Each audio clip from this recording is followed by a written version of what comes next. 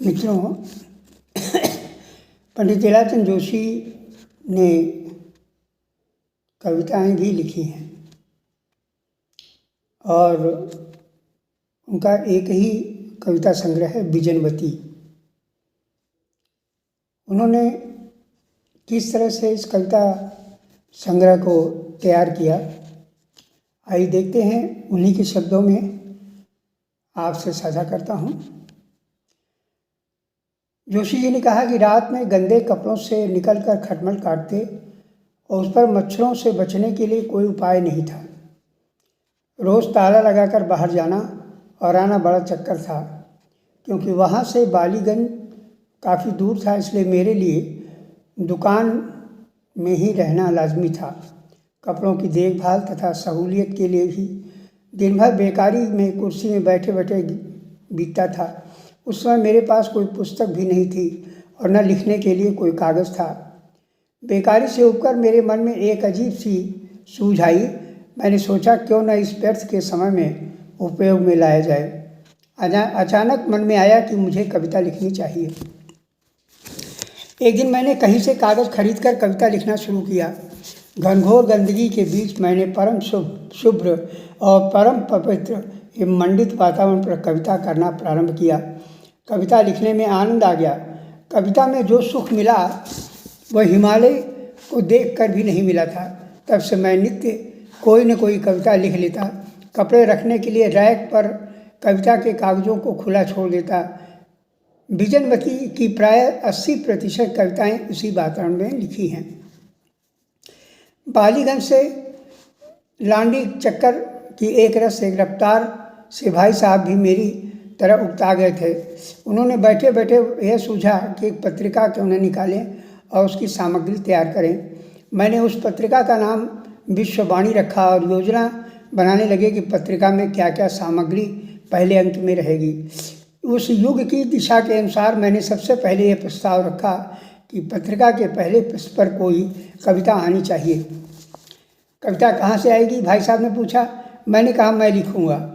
उन्हें तब तक ज्ञात नहीं था कि मैं कविता लिखता हूँ। जब कविता की बात तय हो गई तब भाई साहब ने कागज़ लेकर लिखना शुरू किया। विश्ववाणी प्रथम अंक जुलाई 1935। सूची एक कविता लीलाचंद जोशी। 2 विगत 50 वर्षों से विज्ञान में क्या प्रगति की, डॉक्टर हेमचंद जोशी। रोमानिया की एक कहानी का अनुवाद और भारत में रासायनिक प्रगति, स्पेन का युद्ध। उन दिनों स्पेन में फासिस्टों तथा गैर फासिस्टों में झगड़ा चल रहा था, जिसके कारण कुछ सामयिक सामग्री देनी आवश्यक थी। आगे सूची में पेरिस की रंगस्थलियाँ, डॉक्टर प्रसाद, 20वीं सदी के विश्वविद्यालय जासूस के कारनामे, मनुष्य की चेतना के विचित्र स्तर, यह प्रथम अंक की सामग्री निश्चित हो गई। भाई साहब को पूरी छूट थी कि वे अपने कमरे में बैठकर विभिन्न पुस्तकों तथा पत्र पत्रिकाओं की खोजबीन करें तथा पत्रिका संयोजित करें। सब सामग्री लिख चुके तो एक बंगाली मुद्रक को, जो कभी मैकमिलन की पुस्तकें छापा करता था, उसके हवाले कर दिया। कुछ दिनों के बाद जब सामग्री छप कर ले आया तो साफ और सुंदर थी। देखकर मैं खुश हुआ। मुख्य पृष्ठ बहुत सादा था। पत्रिका निकालते ही उसका अंक देखकर तत्कालीन पत्र जगत की विख्यात हस्ती मूलचंद अग्रवाल हम सब के पास मिलने आए। वो पहले से ही हमारे हितैषी थे। उन्होंने कहा कि आप लोग क्या कर रहे हैं, इसमें खर्च बहुत होगा, इसलिए यह कीजिए कि काम बंद कर हमारे साप्ताहिक विश्व मित्र में आ जाइए। अब अच्छी तनख्वाह मिलेगी। लांडी किसी को सौंप दीजिए। सुनकर हम लोग सोच में पड़ गए तथा भौचक्के भी हुए। लांड्री में खर्च के साथ घाटा भी बहुत था। कुछ दिनों के बाद भाई साहब मशीन बेचने को कह रहे थे, पर कुछ बात बन नहीं रही थी, इसलिए मूलचंद जी की बात हमने बड़े प्रेम से मान ली। तब से हम साप्ताहिक विश्वमित्र में काम करने के लिए विश्वमित्र कार्यालय जाने लगे और मशीन को भाई साहब ने लोहे लंगर के भाव बेच दिया।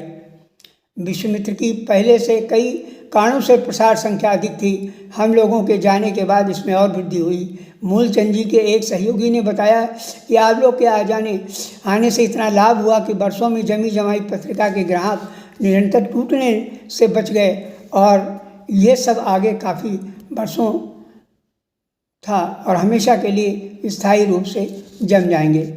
कई महीने जब काम कर चुके तब मूलचंद जी को मासिक विश्वामित्र निकालने की सूझी।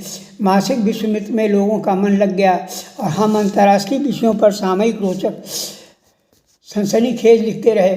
वह पत्रिका पहले अंक से ही लोकप्रिय हो गई। मूलचंद जी को बहुत आश्चर्य हुआ।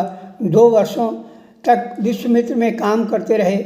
उन दिनों हिंदी पत्रों में धारावाहिक उपन्यास छापने की परंपरा नहीं थी। बंगला मासिक पत्र नियमित धारावाहिक उपन्यास छापते थे। मुझे सूझा क्यों न धारावाहिक उपन्यास छापने की दें।